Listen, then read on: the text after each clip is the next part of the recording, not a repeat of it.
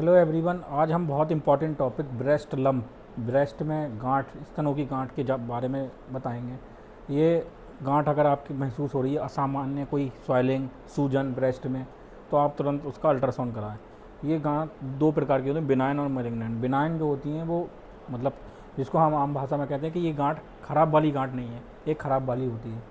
तो सबसे पहले अगर देखें, कोई अगर 10 से 30 साल और फिर 30 साल से 50 साल की उम्र वाली महिलाओं में ये गांठ हैं तो तुरंत अल्ट्रासाउंड करवाएं। आमतौर पे जो 30 साल के बाद गांठ होती हैं महिलाओं में, वो जो होती हैं वो मैलिग्नेंट, वो कैंसर की तरह वाली गांठ होती हैं। तो ऐसी अगर कोई आपकी गांठ किसी भी स्तन में, ब्रेस्ट में महसूस हो रही है तो तुरंत उसका अल्ट्रासाउंड कराएं, एफ कराएं, ताकि आगे उसकी जांच कराने के बाद आपका अच्छा इलाज चल सके और ये गांठ जो होती हैं वो आमतौर पर सही हो जाती हैं। अगर आप टाइम पे इसको दिखाते हैं तो बिल्कुल सही हो जाती है। जैसे हम अल्ट्रासाउंड पे किया तो एक पे ब्रेस्ट लंप, एक पेशेंट का था ब्रेस्ट लंप, और वहाँ पे जब हम दिखा रहे थे तो वो एक गांठ जो थी वो इरेगुलर थी। तो फिर हमने उसको एफ के लिए भेजा और फिर उसकी जांच करी।